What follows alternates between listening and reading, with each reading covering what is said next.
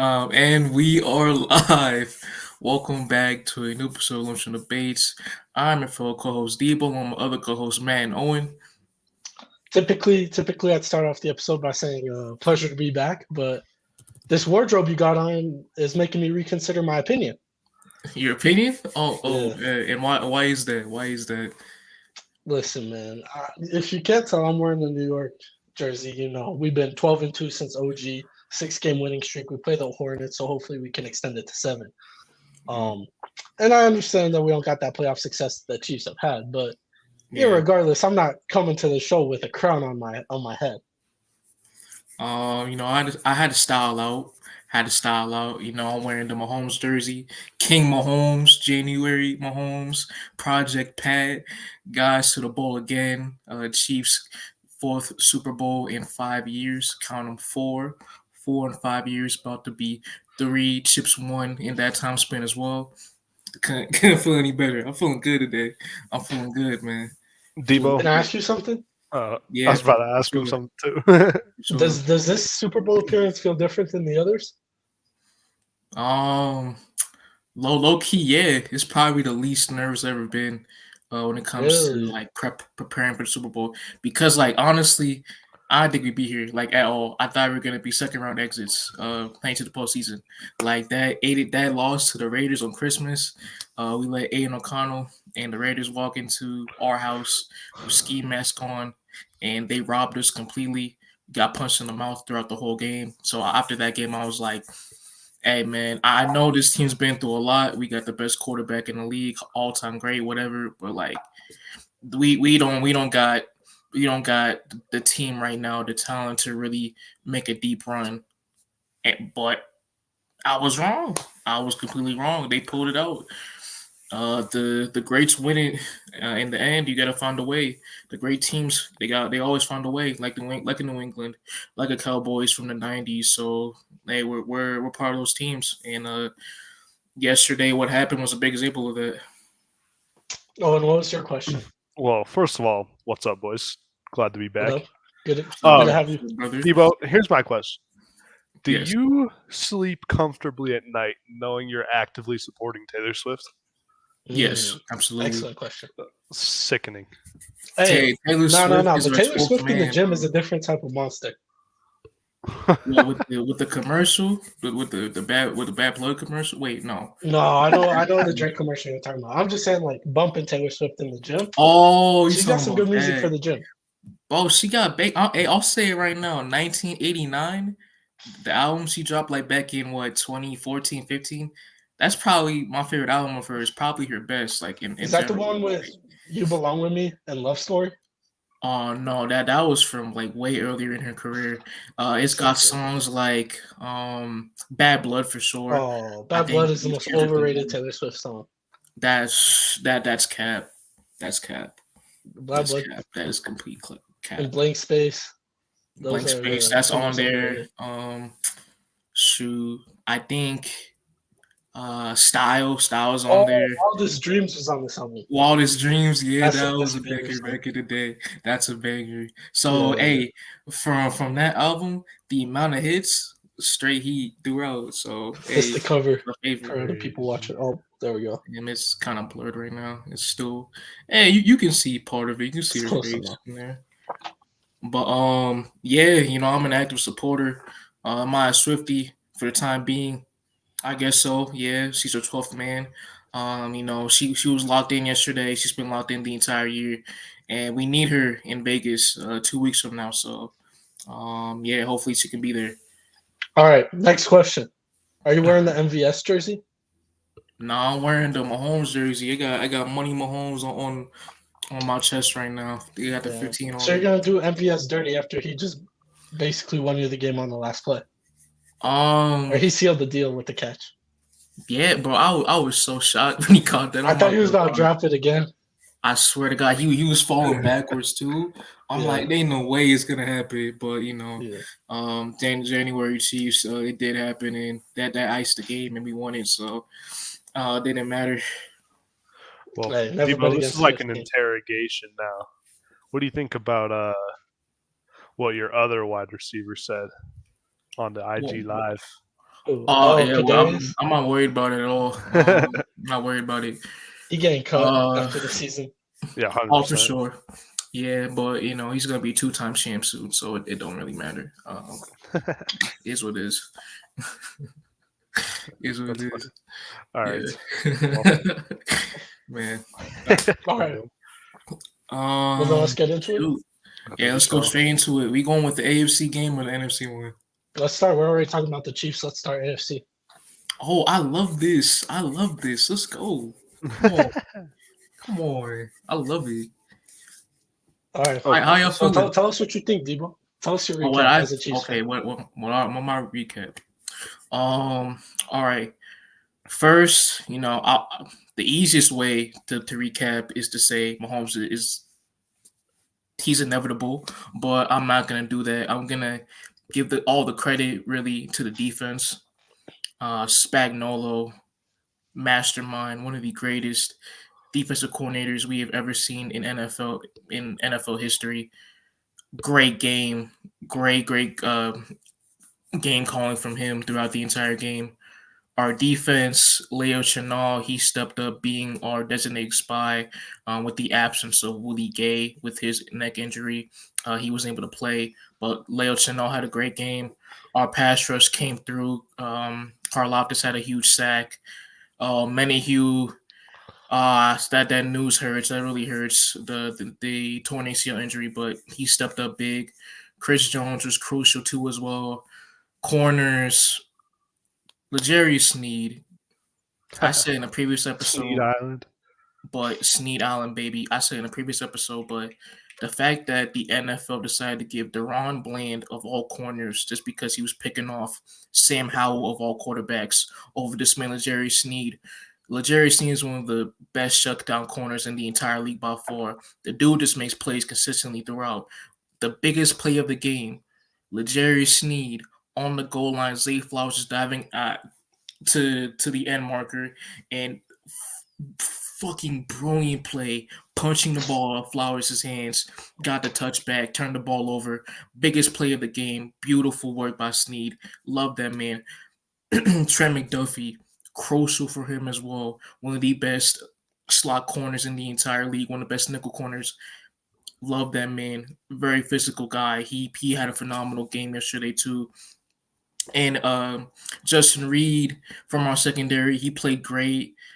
Deion Bush had the crucial pick in the end zone too as well. He stepped in nicely. I have no words for this defense. This defense has single-handedly been pulling wins out of their ass the entire year.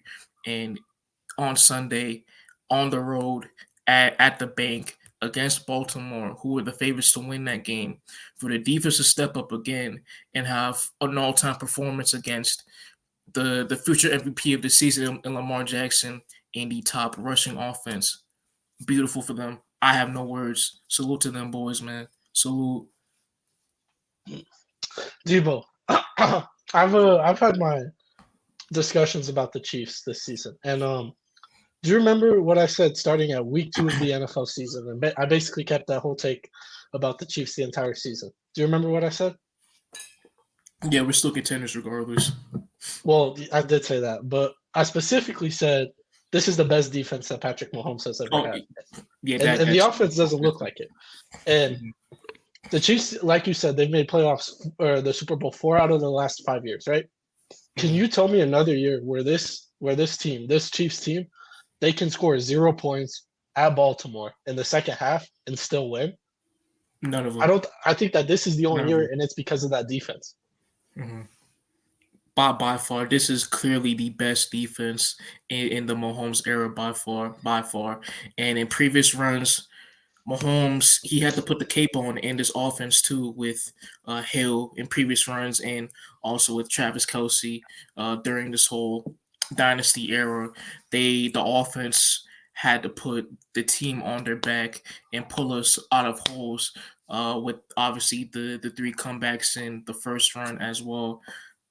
But with this defense, huge credit to Brett Veach, huge credit to Spagnuolo too as well, and credit all of our playmakers, all of our great studs on that unit.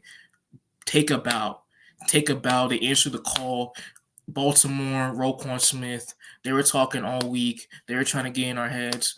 But we know this Chiefs team. We got dogs on this team too as well. And with Baltimore, it was all bark, no bite. And what we saw throughout the entire game, the Chiefs, we just kept smacking Baltimore in the mouth over and over and over, and they couldn't do nothing about it. Zero. Nothing. I would disagree with that. I mean, the defense played phenomenal. The Ravens' defense played phenomenal in the second half. Like they didn't give up a point.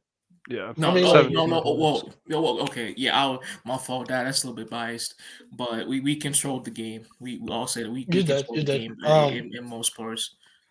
I do want to say something. I mean, Owen, you can maybe be the first to comment on this, but we haven't talked about Lamar, and flat out Lamar just was not good in this game. Whether it's throwing it in triple coverage for the game-sealing interception, or just being off on the deep passes, he just did not look great.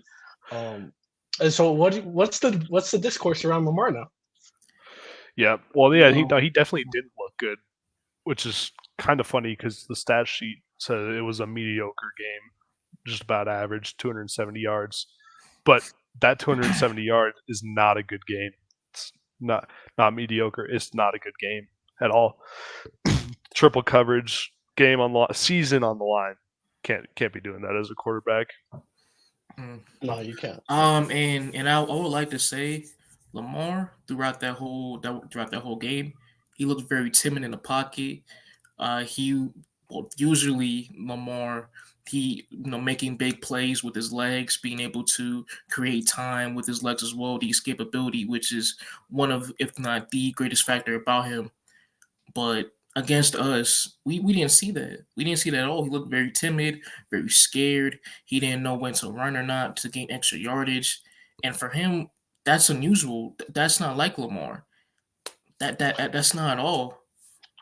But I also think like Greg Roman deserves some blame too, because we saw the previous week. Tom Monken, my bad. Yeah. Oops, previous years. Tom Monken, because we saw last week when D'Amico Ryans was blitzing basically on every 3 out of 4 plays, they started to incorporate some slants, some quick throws, and some design runs for Lamar to counter the blitz.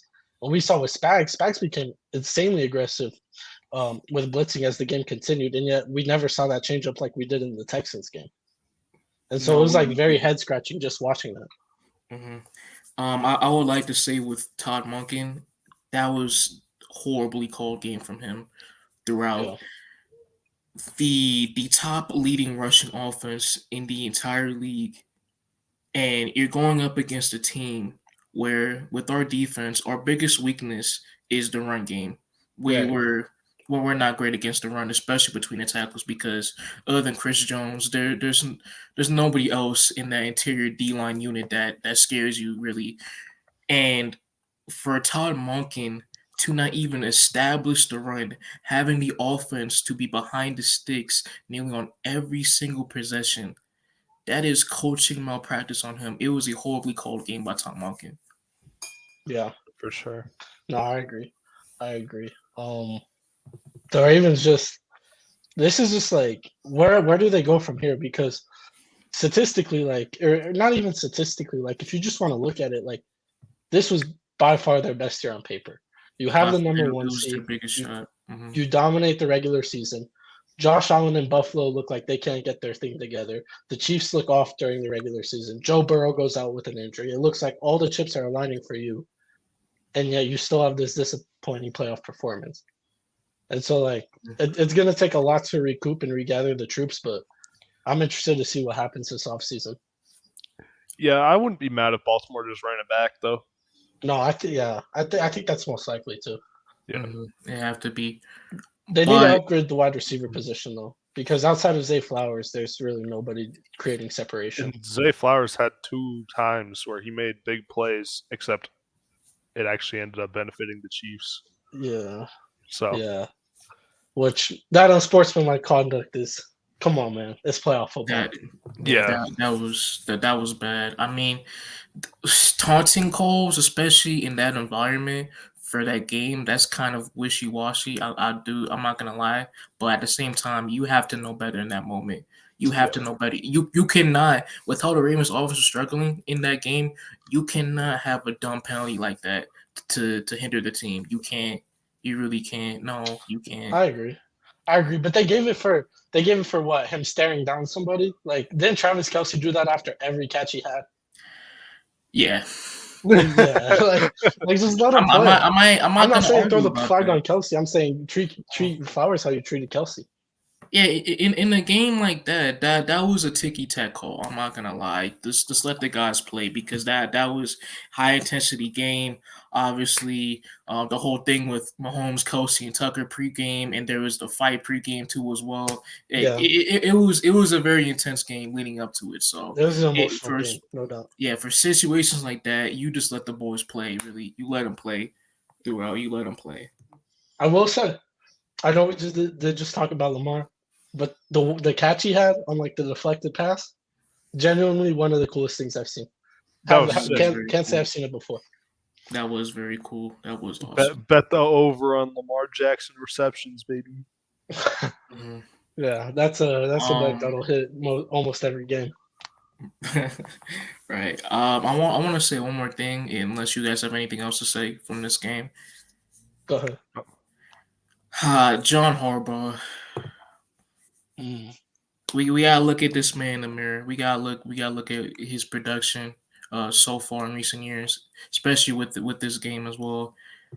Another year where Lamar, he has an MVP caliber season, top offense in the entire league, the best defense in the entire league. Yet they didn't. Well, yeah, in the first half they got outplayed by our offense badly.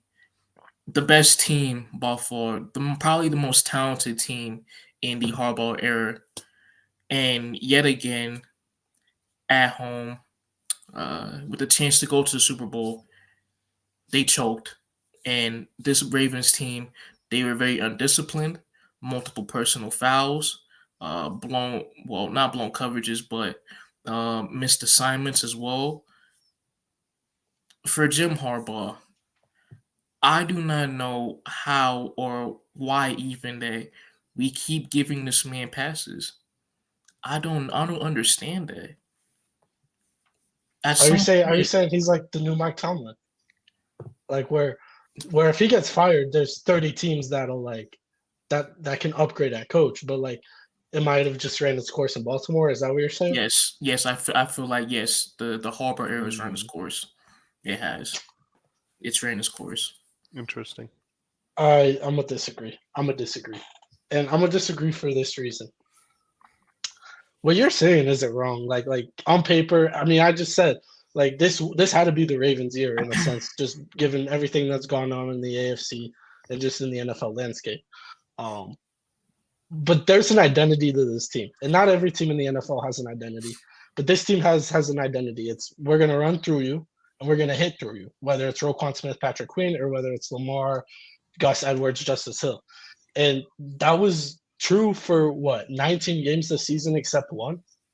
Yeah, and that's the biggest game of the year. And I get that the identity is still intact, but when it comes to big games, playoff games, and recently in the Harbaugh era, they faltered every single time. There is a clear pattern. 2016, the big loss to Pittsburgh for the AFC North. They lost that. The year after, 2017, they missed the playoffs on the last week of the year with Tyler Boyd on a blown cover scoring the game-winning touchdown. 2019, the clear favorites against Tennessee in the divisional round, and they got their asses kicked throughout all the games. That was like the Tennessee run though. They beat Brady too that year. There was no reason why they were the clear team in that season. Why you got your asses kicked like that? I don't care that they were on the road. Well, no, they were at home. Excuse me. They were at home. I do not care that they were on a Cinderella run. I do not care about that. They were the clear best team in the entire league on a 10-11 game winning streak. Yet in the divisional round at home, you get blown out the door. Completely blown out the door. I don't know. I think that you could just say the same thing to Kyle Shanahan then before this season. Because Kyle Shanahan lost to the Eagles, Lost to the Niners in the Super Bowl. Lost to the Rams in the championship game, despite always having a better roster. The Rams weren't the Rams were the favorite. They were favorites in that game, and in the Eagles game. Granted, Brock Purdy he got out of the game in the first quarter in the very beginning of the game, and they were down to Christian McCaffrey at quarterback for some of the And I don't it's know not the same thing. I don't know It's if not the Rams same were thing. favorites that game. I think it like They were favorited. I think the line was probably like -2.5. Like so favorites, but not really. And then what was the other year? What was the year? Was it before or the year after they played the Chiefs in the Super Bowl? They played somebody else and lost in the championship game. I don't think so. No, I don't think so. I don't think so. If you're talking about big games, then it would be Super Bowl versus us, and then the Rams game, the championship game, and then last year versus Philly. That's what you're talking about. I don't know. But I don't know. I think that John Harbaugh, like you alluded to the personal foul penalties. Like I think it's unfair to put that on him, considering like one is Zay Flowers taunting a dude, the other is like somebody clotheslining Patrick Mahomes, like when he's just trying to block a pass. The other one is like a head-to-head hit. Like a lot of it is like undisciplined play, but it's like stuff that the coach can't handle. Yeah, but no, that's part of coaching. It is to maintain that discipline, especially in crucial moments. That's one of the main things about coaching. You can't put every personal foul penalty on him. That's why it's like a personal foul, unsportsmanlike conduct. No, okay. That's what I think personally. I don't know. I just think that it's unfair to put that on him, considering like what the actions were. Okay, I'm sorry. One. All right, cool. I get where you're coming from, but numerous personal foul calls. No, there is a pattern. That is a clear pattern. Sure. I mean, sure, but I mean they were also like one of the least penalized teams all season. I mean that's why they were 13-4. Like, yeah. But that's the hard thing about coaching and like grading coaches is like, do I grade you off the 18 regular season games I got or the biggest game of the season? True. To me, I feel like the postseason matters a little bit more. Granted, for them to even be here in this position, right, that has to mean something at least. To have the 1 seed throughout the entire year, that has to mean something. But when it comes to the playoffs and the team was unprepared as the favorites, I have to factor that in. Now, I don't know if we want to wrap up with this NFC or with the AFC game, but if we want to talk about a magnificent transition, we could talk about how we're talking about Harbaugh and his coaching miscues and whether he's on the hot seat now. And we could talk about Dan Campbell and some of the stuff he did against this 49ers team. Oh, come on. Because to me, Dan Campbell should be on the hot seat way more than John Harbaugh. That's crazy. No, I don't think so. That's to me, crazy. Okay. This might be, I might be uneducated. Dibo or Owen could call me out, but like to me, what I see with Dan Campbell is almost a Nick Sirianni 2.0. This dude, he's a motivator in the locker room. The players rally behind him. He has the team energized and boosted, but he doesn't call the X's and O's on offense or on defense. It's Ben Johnson on offense. Ben Johnson's going to leave this offseason. Aaron Glenn on defense, which Aaron Glenn is like cool. Like I'm not going to say he's a great defensive coordinator, but he's getting like head coaching interviews, whether it's Rooney Rule or not. But what we saw in the most, if we're talking, it comes down to the most important game, and these are the most important decisions. You want to talk about Harbaugh having players getting unsportsmanlike penalties. That's fine. Those are the players. This is the coach deciding to go for it on 4th down multiple times when you're in field goal range to make it a 3-possession game. I can't get behind that. Hold on. And that's why I think that if we're talking hot seat, it has to be Campbell above Harbaugh. Slow your roll. We're go talking ahead, about ahead, tell me. These 4th and 3rd downs when Goff delivers an absolute dime and they just get dropped. Okay, that is fair. I was going to bring that up too. I don't think it's a Dan Campbell thing. I think it's a players being too inexperienced. You're talking about Detroit. They've never, or seemingly never, made it this far in the playoffs. I mean, it's been what, like 60 years? Yeah, everybody was saying that this team was a year away. I think True. That's True. That's very accurate. true. They're so inexperienced, but now they're going to go back. They know what to do for next season, and they're just going to build on it. Yeah, they're not going back. Unfortunately, the NFL's a different beast. They're losing that OC. I'm is the problem. like that's true. The loss of Ben Johnson hurts. It's the NFL is it's dude. It's crazy, man. I understand. Oh, they'll be back next year. They have the talent, but that's not a complete guarantee. The NFL is so year to year. I don't think anything is a complete guarantee. Yeah, I understand that. I understand that. But when it comes to potential injuries, playing a much stronger schedule, the where the bye week is being placed next season as well, you have to factor in stuff like that too. So Detroit, I would absolutely love it. I would love Detroit to bounce back from this and make another deep run, possibly even win a Super Bowl. But we have to be realistic. We've seen the story before with Atlanta, Minnesota as well, Jacksonville during the Saxonville era in 2017. Blake Bortles era. Fournette. Exactly. Even the Most Titans. likely, We were talking about the Titans. Right, with the Titans, with the Ryan Tannehill and Derrick Henry, that 2019 run. It's unlikely with the team Detroit has where you can possibly go make another deep run again. It is what it is. I'm sorry, but unfortunately, they did get a good amount of luck in the playoffs too. Like playing Buccaneers in your second round is kind of a favorable matchup. Tough. The Bucks in the second round at home too. Yeah. And they could the NFC South could possibly be better next year too with the hiring of Raheem Morris for the Falcons. I really like that hire. We could talk about that down the road for a future episode, but the NFC South can be even better next year moving forward. So it's not a complete guarantee that Detroit's gonna ever have this type of a run again. Oh, and I am happy that you pointed out that Josh Reynolds drop on the 4th and 3 because at the time of the game it was 24-10. Let's say about like 8 minutes left in the third, and it's the 4th and 3. Like, I mean, in the group chat I said go for the field goal. Like I thought make it a 3-possession game, but they go for it. And Jared Goff throws a good ball, and it just gets dropped by Josh Reynolds. And and the 49ers go down to score, and the momentum changes, and Lions lose the game. But nobody has talked about that Josh Reynolds drop because it's like, if he catches that, what happens if they get a touchdown on that drive and they extend their lead to 21? Game's over. Exactly. The Niners were completely shot. They were completely shot. That first half, excuse me, the Detroit completely smacked them in the mouth.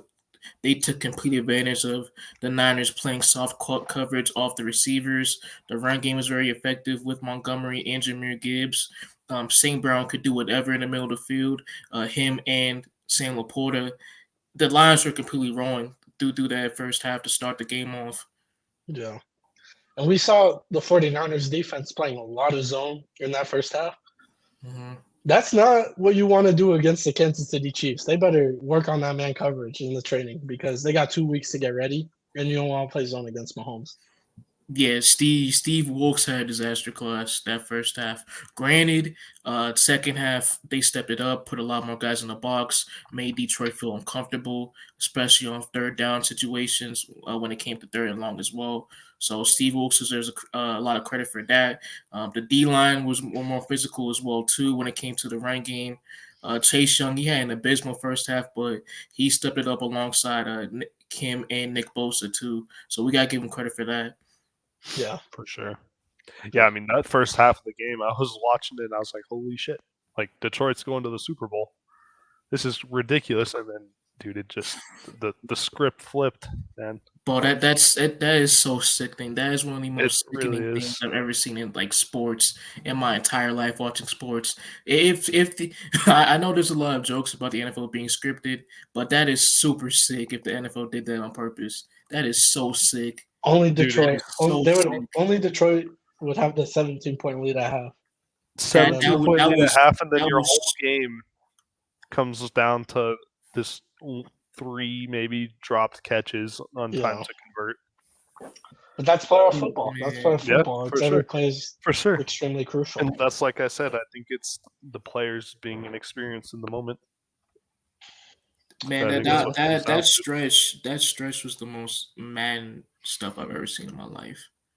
The Vildor dropped pick, came up right off his helmet, got straight to Ayuk's hands, and then I believe the next possession, Jameer Gibbs fumbled the ball too. It just kept piling on and on and on, and it was like for the average watcher, checking out that game, you just knew that Detroit, they were not going to pull this one off. The momentum was too large for the Niners at home as well. It was too big for Detroit to overcome and bounce back.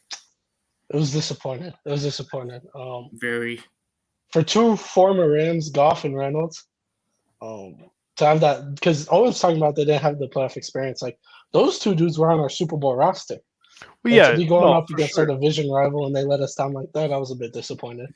Goff had a good game too. Goff did have a good game. Goff was on shots pretty much all game. Yeah, he missed some deep shots. That end zone. Gibbs missed one. Yeah, the missed throw in the end zone. Gibbs was wide open. That was very crucial, man. But other than that, he had a very solid game. Goff, man, throughout the whole postseason, he was borderline lights out, and I feel for him. I feel for him. I feel for Dan Campbell. I feel for the rest of these guys too. Ragnow, Taylor Decker, some of the long-standing guys with this roster, been on the team for a long time. It hurts. It really hurts. This is tough to say, but like, Ben Johnson, he's gonna get a head coaching job. It looks like he's gonna get the Commander's job, right? And I don't think I heard anybody ask him about it in the pressers or post game interview.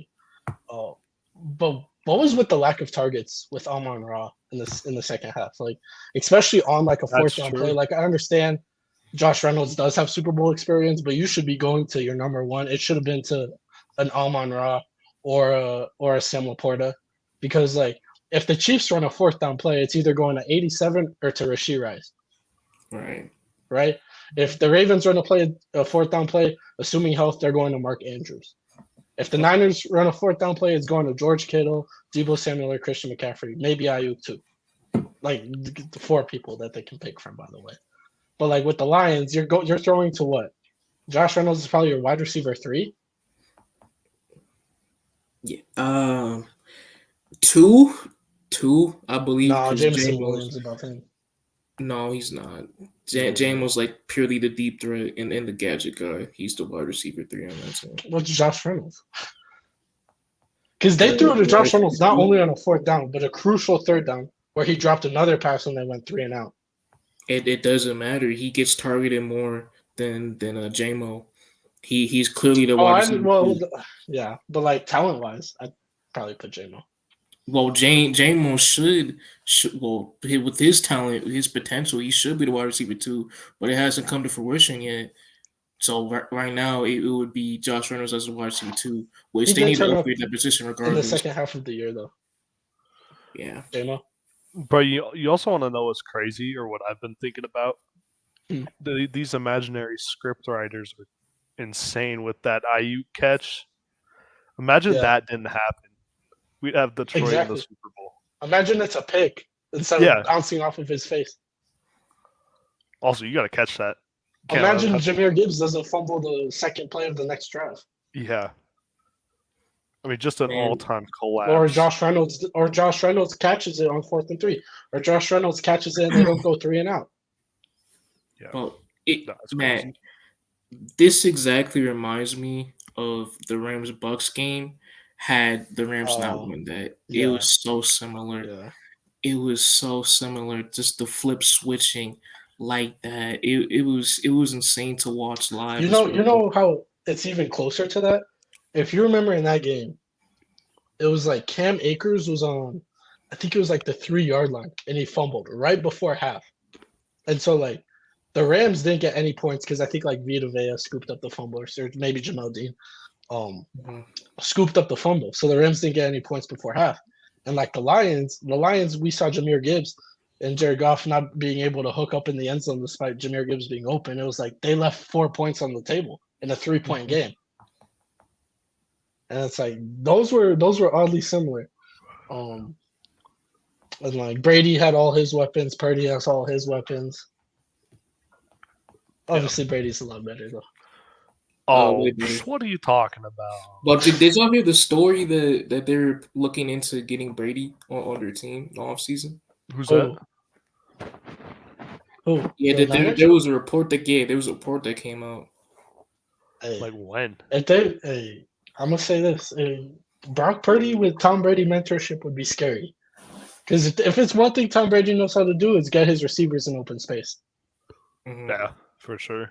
And you don't want Dibo Samuel, Christian McCaffrey, or Ayuk in open space. No. No, not a chance. All right, should we move on? Should we move on to the next segment of the show? I think we shall. Oh yeah, quick thing. Yeah, I got the article. They said the Niners wanted to make Tom Brady the starter in 2013.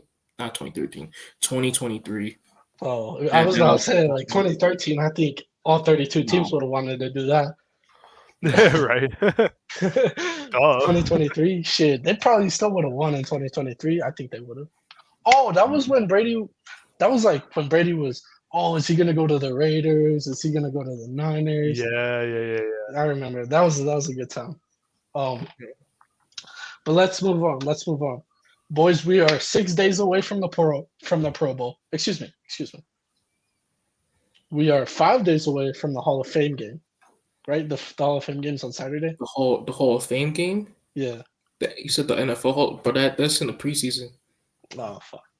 I thought it was the day before Pro Bowl. All right. No, so we're 6 days away from Pro Bowl. Okay. We are 13 days away from the Super Bowl. But do you want to know what we're 10 days away from? Trade deadline. The NBA trade deadline. So I have brought 5 trades with me. Some of them are bigger than others. But these are not my trades, so don't hate if you don't like it. But we'll discuss and we'll see what you guys think. All right. So the first trade, Sixers bolster their backcourt. 76ers receive Tyus Jones, and in return, the Wizards receive Robert Covington, Kenyon Martin Jr., and 2 second-round picks. Ooh. Hey, first things first. Hey, do you want to talk about Embiid ducking the smoke the other day? Owen, go ahead. If there's somebody who wants to do it, it's probably Owen. Nuggets fan, the floor is yours, man. Cook them. Man, how you gonna not play in Denver since the last decade? Come on now. Hasn't played in Denver since 2019. What was it? He was healthy as a 15 minutes before the game. Embiid's looking like a system player, bro. Embiid's looking like a system player. I saw B-ball Paul get in that starting center spot and put up 30. He really did, bro. He was. I was at a concert that night, bro. I looked up on the ESPN. I saw the box score. I looked at it. I said, Paul Reed got 31 and 10. Yeah, Paul Reed was going crazy. And bro, and you want to talk about a system player? Paul Reed was looking like he was taking the exact same shots as Embiid would. But of course, you got to talk about shot making ability with that. Because that's what makes him so good. But anyway, ducking the smoke in Denver, not playing since 2019. Come on now. And now, like I said in the group chat, he's out tonight, I guess. But I completely think that's a cop-out to be like, oh, no, whatever happened in Denver was legit. No way you calling him B soft still. Hey, that knee injury might be serious, though. Who knows? Okay, pal. That's crazy. Okay, pal. But also Embiid might he might not win MVP this year because he's gonna miss too many games. He took too many games. Yeah, it's possible. I think the minimum is to win. It's 5 games now. Yeah, because the minimum of games you need to play is 65. So he's like dangerously close to missing that threshold. Yeah, he's missed 12 games so far, I think. Okay. But back to the trade. Do you guys want me to repeat it, or do you guys remember it? Yeah, repeat the trade again. Oh, okay, go ahead. So the 76ers received Tyus Jones, and in return, the Wizards received Robert Covington, Kenyon Martin Jr., and 2 second-round picks. Yeah, that trade doesn't make sense for the Sixers at all. Really? You don't think so? No. If I'm the Sixers, I say hell yeah. If I'm the Wizards, I think I take that instantly if I'm the Sixers. Well, I'm better off keeping Pat Bev than bringing in another small guard like Tyus Jones. Well, He's not he needs Tyus size. Jones is a scoring guard. No, I'm saying like with size though, you need at least with the Sixers right now. They need another wing that can mainly defend. Owen? I think the Sixers' second unit needs more shooting. And I think Tyus Jones brings that along with elite playmaking. Tyus Jones is an extremely solid true point guard. Yeah, I'm agreeing with Owen on this one. Oh, go ahead, Dibo. Go ahead. No, but Tyus Jones, he's a playoff dropper. We've seen that before during his time in Memphis. So is the entire Sixers team. It fits perfectly. Damn, that's a damn that's a low jab. That might be true. All right. That might be true, but that was a low jab. I'm not gonna disagree with it really, but that was a low jab. I'll say that, Owen. Anyway, continue. But here's my thing with the trade. If you look at the 76ers right now, right, and you look at people who are going to initiate the offense and be the catalyst for the offense, right? Whether it's pick and roll, whether it's dicing out to open shooters, there's one player on the team that I can see ball handling the ball outside of Joel Embiid, and that's Tyrese Maxey, right? Yeah. Mm-hmm. D'Anthony Melton, I like him, but I like him as more of a 3-and-D guard. Same with Tobias Harris as a 3-and-D wing, or if he wants to post up. But like, they don't have another like playmaker or just like a ball handler in general. And so I think bringing another ball handler like Tyus Jones, just because like Tyrese Maxey's played the most minutes in the league, he's ran the most miles. They talk about it every game. Like to take some pressure off of him, just in those big moments, I think would be crucial. Yeah, for sure. Okay, but if you're talking about playmaking and scoring or shooting, like Owen said, I feel like they should be in the Bruce Brown sweepstakes. Because but I mean, if okay, is Robert Covington, Kenyon Martin Jr. in 2 seconds getting you Bruce Brown? No, it's not. No, because I don't even think it's getting you Tyus Jones. I think Tyus can at least get you a first. It might not even. Yeah. Now I wouldn't say first. I'd say. Do you mean like unprotected or protected first? No, like lottery protected first. Lottery protected.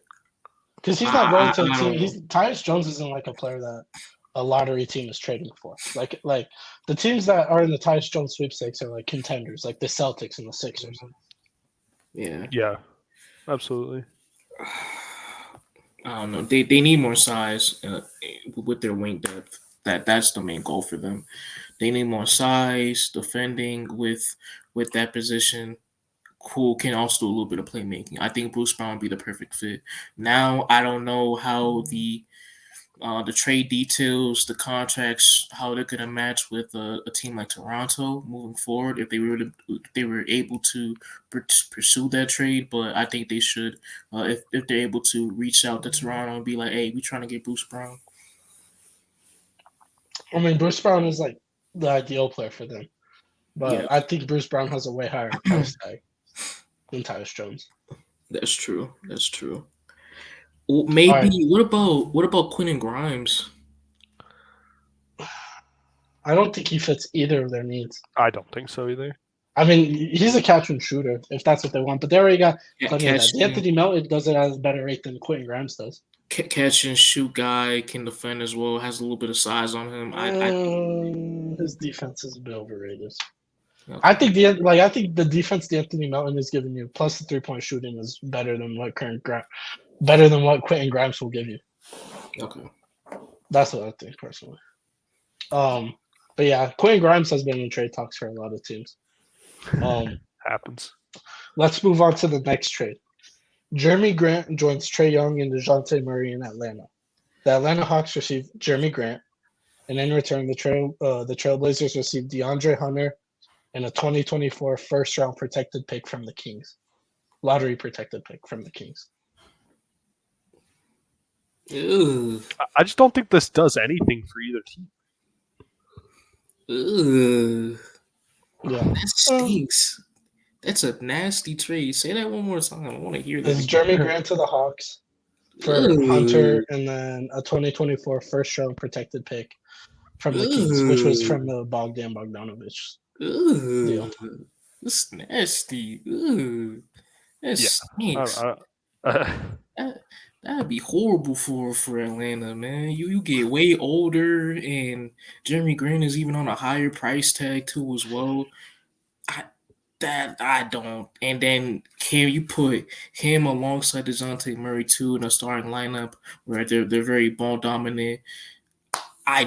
That's not a good move for Atlanta at all. That's horrendous. That is horrendous, man. Yeah, it's tough. It's tough with the Jeremy Grant contract because I don't think he's being moved this trade deadline. No, because it's one of the worst contracts in the entire league by far. Yeah, who's gonna pick up Jeremy Grant, bro? Nobody.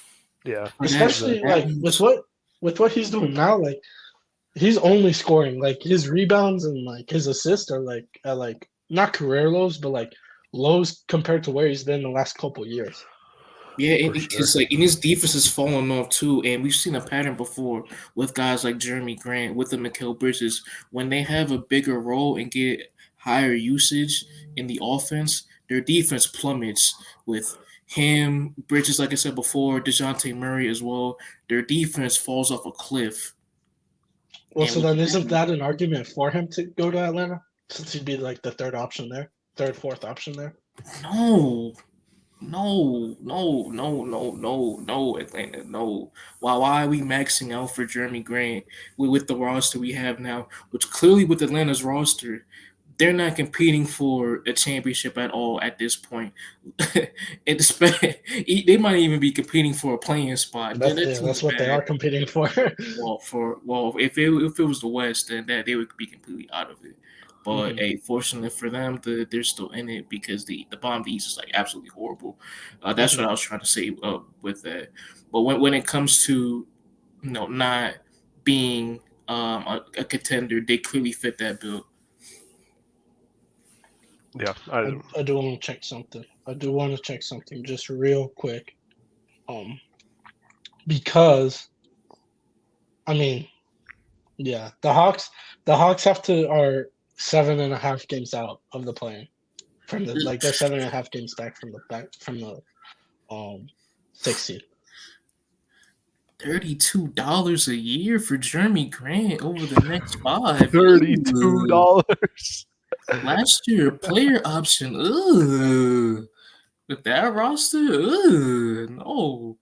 I don't even like DeAndre. But I did hear DeJounte is going to be staying in Atlanta. Really?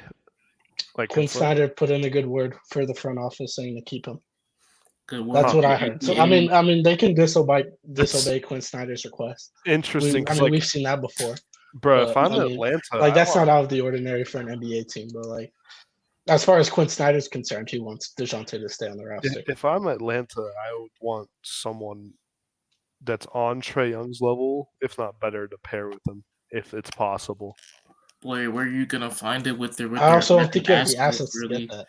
That's the problem. But I feel like they need to go all in and do that, and then build around it. So right now, the Hawks have 2 untouchable players. They said it's Trae Young and it's Jalen Johnson. I don't necessarily think Trae Young should be untouchable. I just think he is kind of because you can't get like that King's ransom that you would have been able to get a year or 2 ago for him. Which makes sense. Like I wouldn't trade him either if I'm not getting top dollar for Trae Young. But outside of those 2, it's like everybody else on this team should be movable. I agree. Unless you want to keep Sadiq because he has a decent contract for what his value is. Also I don't think we mentioned the DeAndre Hunter aspect of the trade for Poland, but I just think they're better off having guys like Jabari Walker, Kamara, wings like that in his position develop rather than going out to get a guy who's already big, who already got paid, and you're gonna have him on the books long term with other guys like a DeAndre Ayton too, and for this young core, you want to pay Shane Sharp on his dealers down the line as well. So I just don't think that's a good move for Portland. See, I actually like this. If I'm Portland, I'd say yes to this in a heartbeat. Because Portland, they should be in the business of getting first-round picks, which they get one in this. And then to get off that Jeremy Grant contract, like that's one of the worst contracts in the league. And they overpaid Jeremy Grant thinking Dame would stay, and then 2 days later, Dame requests the trade. And it's like they kind of have their hands tied behind their back. So if they can get a first for Jeremy Grant plus DeAndre Hunter, who you could probably flip in a year for a first, that's not bad. Yeah, I mean, you're probably not flipping Grant for. You're not getting it. I'm sorry, you're not getting a first for DeAndre. You might get like top 20 protected. Maybe. Like DeAndre Hunter this is his 5th year. He's 26 years old. He hasn't had any growth since he came into the league. This is who he is as a player. He's not gonna grow. I don't think even on a rebuilding roster with other young players too. This is who he is. Yeah, I'd agree with that. Happens. All right, should we move on to the next trade? Yeah, let's do it. All right, this is a 3-team trade, so you guys are gonna have to lock in. All right. All right. So just let me say all of this before you make your comments, because there's a bigger name in this trade, but you'll see. So the Nets receive Zach LaVine, Maxi Kleber, and a 2028 second-round pick from Dallas. Okay. The Bulls receive Ben Simmons, Rashawn Holmes, Dariq Whitehead, Jaden Hardy, a 2025 first-round pick from Phoenix that Brooklyn owns, and then a 2027 first lottery protected from Dallas. And then Dallas receives Dorian Finney-Smith, Alex Caruso, and Andre Drummond. I think Dallas wins that. I agree. Well, first of all, I gotta take this damn crown off because it moves the circulation on the top of my head. It was bad. I had to lock in for that one, bro. I was losing circulation, bro. It was cutting off my blood flow. Shoot. All right. And I heard you say that you think Dallas wins the trade. Oh, absolutely.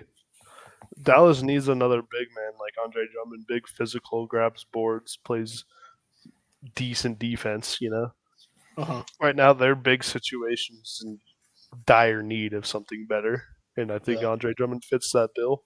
Yeah. Who else did they get, sorry? They get DFS back, Dorian Finney-Smith. Yeah, there you go. Good with Luka. And then Alex Caruso as well. Exactly. Alex Caruso comes in, is a defending guard, which Luka we know is not. You got Dorian Finney. Luka's been a lot better on defense this year. He's not Alex Caruso. He's not Alex Caruso. Anyway, Dorian Finney-Smith, like you said, we know he fits extremely well with Luka. That play style of 3-and-D, just be able to spot up and bang a couple threes a game. I think that would be great. And you said they lose Jaden Hardy, Maxi Kleber, and then picks? Or is there another one? So Dallas gets those 3 players, and in this trade they give up Rashawn Holmes, who hasn't really been part of their rotation. Jaden Hardy, probably their best young player. Lottery protected first, a second-round pick in 2028 that they got from Miami, and then Maxi Kleber. Yeah, dude, I think that's a fleece for Dallas. The only real one you're losing is Hardy there, who's like your potential. And it's not even a lock that he's going to be a great player in the future. Nah, and I think especially – Well, I was going to say, especially for Dallas too, you've got this window of Luka and Kyrie. You got to go for it. Mm-hmm. Yeah. Anyway. I think, can we all agree Dallas says yes if on this part? 100%. Yeah, good. 50%. All right, so do we want to move on to the Nets position in this or the Bulls position in this? Let's go to Brooklyn because Zach LaVine is probably the biggest name. All right, that gets traded.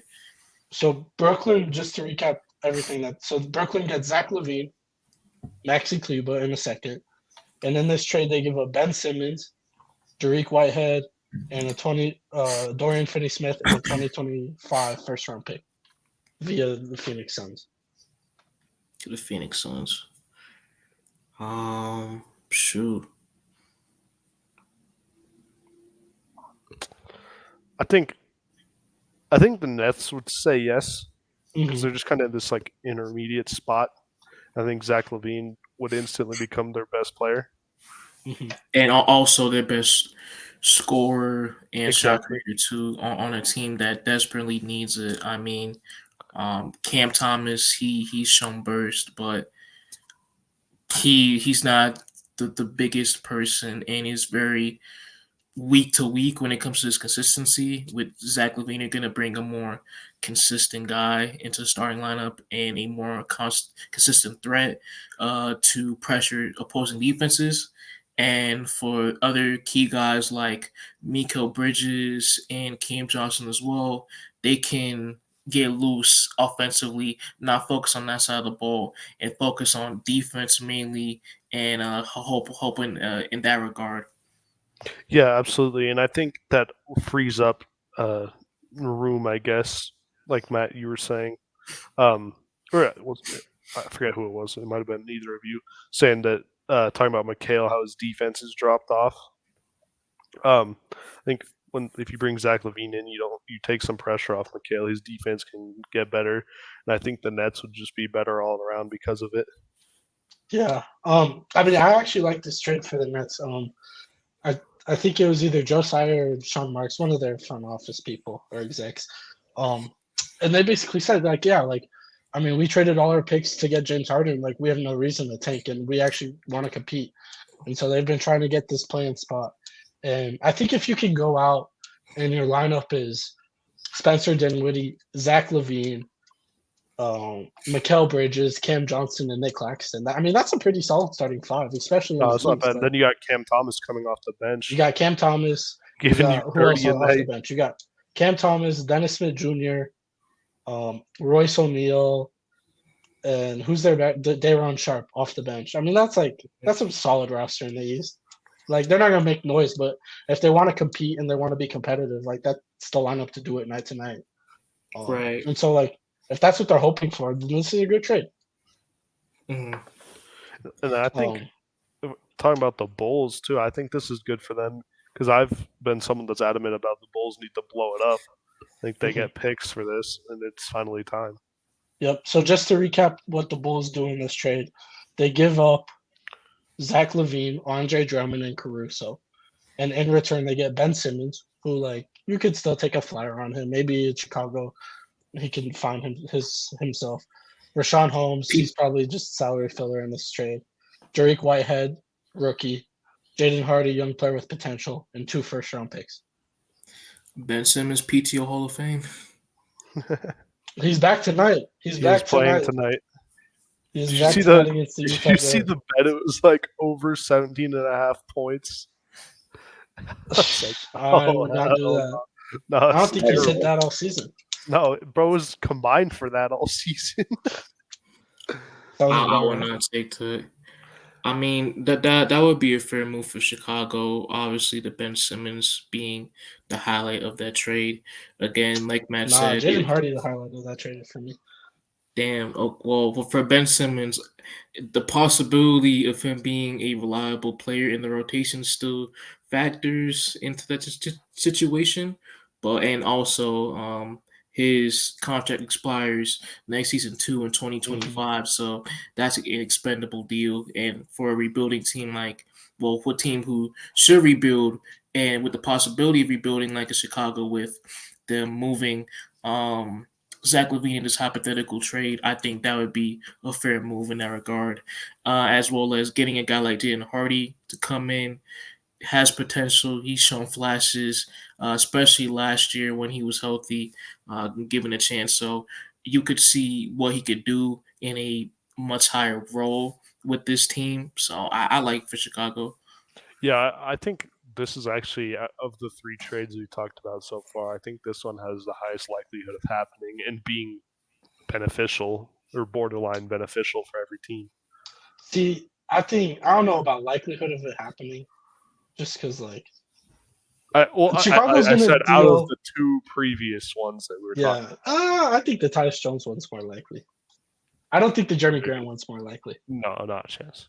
But from everything that Woj and Shams have said, like Zach LaVine basically has no market.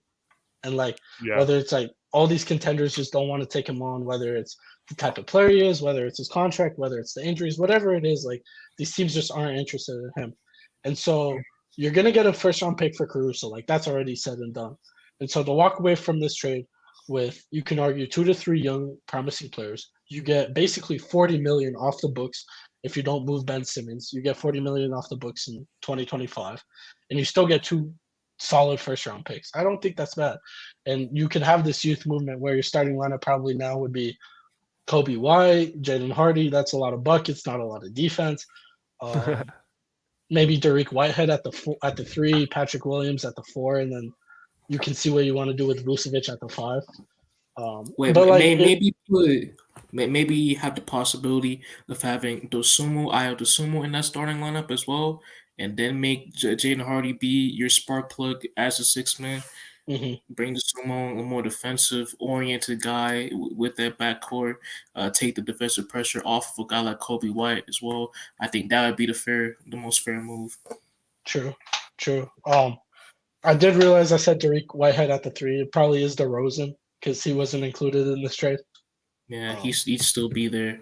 Yeah. Then obviously Patrick Williams at the 4 with hopefully a more expanded role with this LaVine move, his departure, and unfortunately, he like ass.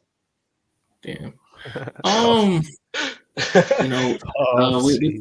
Just hypothetically, make him more involved, see what he can do, and then Dariq Whitehead, maybe give him some extended minutes, see what potential he has off the bench.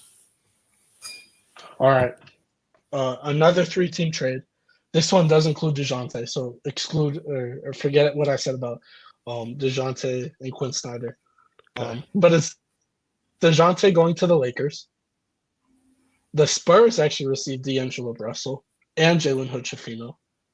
And the Hawks received Keldon Johnson, the Lakers 2024 second, a 2025 second from the Lakers, and then the 2029 first from the Lakers.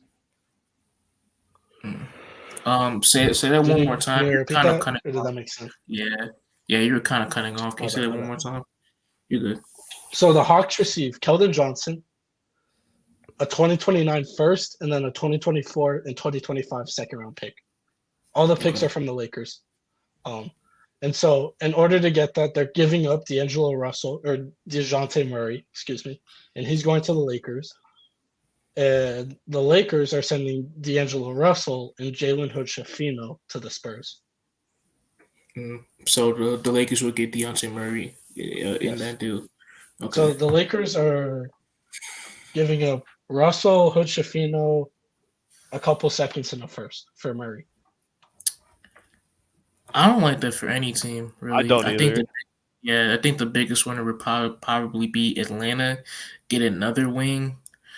But I tip Keldon Johnson. He's not the greatest defender. He's another guy that needs the ball in his hands. He's not a great off-ball scorer, really, in that offense. That would be kind of cluttered as well. That would move the needle, really. Lakers, DeJounte Murray. I've already said it before, but I just don't like him with that Laker fit at all when it comes to him being a heavy usage guard, which with this trade, the move is to get rid of Russell, right? Which I think going from Russell to a guy like DeJounte Murray, I think that would be kind of a lateral move when it comes to their play style. And then when it went with San Antonio, the Spurs, D'Lo, high usage guard, really, he's not the greatest playmaker. I just don't think that would be a great fit alongside Wemby. I'm sorry. See, I picked this trade because I like what the Spurs get in it. They finally get it, like somebody who can do something on offense other than Wemby. Mm-hmm. Plus a young player, Hood-Schifino, if he ever turns into something. We haven't seen anything out of Hood-Schifino for the Lakers. He's probably one of the worst players in the NBA. I'm sorry, but don't say that, bro. Don't say that when there's an untouchable player in Milwaukee. Giannis's brother. My fault. The Nas's. Yeah, Okay. The Nas is clearly the worst player in the NBA by far. I just want to get that out the way. My fault, man. That dude's horrible. I'm sorry. Um, yeah, he's better off playing football as like some like a linebacker, something like that. Off ball. Like he has that type of build. I feel like I don't think basketball the right sport for him. I just want to get that off my chest a little bit, but yeah, continue. But you didn't like that travel call the other night? No, I don't like I don't like watching when he's on the floor. You can clearly see that he's not NBA level, unfortunately. All right. The last trade, don't hate, but it's a Knicks trade. I actually did have a Knicks trade planned, and then ESPN literally released an article like a couple hours ago, and I was like, oh wow, I might as well look at it. And my first trade was a Knicks trade. So this is from ESPN Plus. The Knicks team up the Villanova boys and get Mikal Bridges, and in exchange, the Nets receive Evan Fournier, Quentin Grimes, and 5 first-round picks. Now, the first-round picks are: one is top 10 protected from Dallas, one is top 4 protected from Milwaukee, so that those two will convey. One is a 2025 first-round pick, and a 2027 first-round pick. Those two are unprotected from the Knicks, and then a 2029 first-round pick, top 5 protected. So you said the Knicks would give up 5 first-rounders for Mikal Bridges? Yeah. Why would they make that move? I concur. I'm glad we're on the same page. You don't like I this saw move, I man? can't believe it, considering KD went for 4 first-round picks last trade deadline. And even then, we're seeing trade value being decreased when it comes to first rounders over time since the KD move and the Gobert move happened. I just don't think that's remotely possible of a player like Mikal Bridges, who's had a clear fall off this season, really, as an extended role for being like a main option for a team. I just don't think that would happen realistically. See, if this trade was like Evan Fournier, Quentin Grimes, and like 2 firsts, I'm like, hell yeah. Like, let's do that. 5 firsts is like more than excessive. Mm-hmm. Y'all are better off rolling with Brunson, OG, and Randall and see how the season goes at this point. Yeah, because, 100%. 5 firsts for Mikal Bridges is like egregious. That is like organizational malpractice. Like That's like the Rudy Gobert trade. Well, the Rudy Gobert trade, you could see like there's a reason that you could see like the reasoning to making that trade because Gobert, he's been a multiple time All-Star, multiple depoys, great defensive player. Like Mikal Bridges, what's the accolades aren't there for him, especially with the value the Knicks would give up in order to get him. So it doesn't make sense. I think that this will be the last trade. I think that this is a better one to end on. So the Knicks receive Jordan Clarkson. The Nets receive Evan Fournier and THT, Taylor Horton Tucker. It's a 3-team trade. And the Jazz receive Ben Simmons, Quentin Grimes, a top 10 protected first from Dallas this year, conveyed by the Knicks. And then a top 8 protected pick by the Nets. Wait, so it's a 3-teamer? It's a 3-teamer. So we'll go team by team again. So the Knicks get Jordan Clarkson, and they give up Evan Fournier, Quentin Grimes, and a top 10 protected first from Dallas. Okay, so they go to the Jazz. Yes. Okay. No. Evan Fournier is going to the Nets. The pick and Grimes are going to the Jazz. But that's what New York is giving up for Jordan Clarkson. Okay. And then the Nets get Evan Fournier and THT. And in total, they're giving up Ben Simmons and a first. That's it. Okay, so Ben Simmons will go to Utah. Yep. And then the Jazz get Ben Simmons, Quentin Grimes, and basically 2, we'll say top 8 and top 10 protected first. And they give up Clarkson and THT. Sure, I like that move. I don't mind that at all. Yeah. I think all 3 teams are happy. Yeah, especially the Nick, Knicks with some more scoring off the bench. Knicks, you get the short-term quickly replacement, having the bench scoring, to Clarkson being the sixth man with his experience. Utah, you get the favorable contract with Ben Simmons as well. Take a The flyer on Nets Grimes. as well. That one as well with Grimes. He could, who knows how he would play out in Utah as well with an expanded role. The Nets, Fournier on an expiring deal, which you can obviously move on from him easily, and then THT, who knows what he can do as another wing on their roster. So that's a good trade for all three teams. Solid. Yeah, I like it. Nothing more to say. Good way to end. Yeah, that was a way better trade proposal than the making 5 versus first-round one. picks. 5 firsts for McCann. 5 Yeah, first. that's That's crazy. I'm sorry. I personally think that they wrote the 5 just because the Nets are trying to compete. So it's like you got to go over the top to make them reconsider their direction as a franchise. That's my only rationale for why you would give up 5 for Mikal.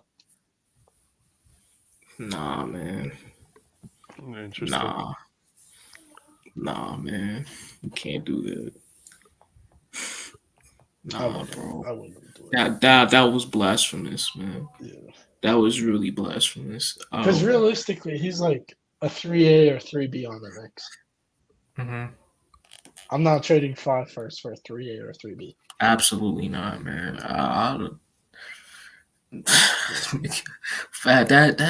one of the worst trades I've ever seen. Hey, in but my I'm gonna life. say this: Brunson, Bridges, OG, Randall, Robinson as the starting 5 sounds pretty good.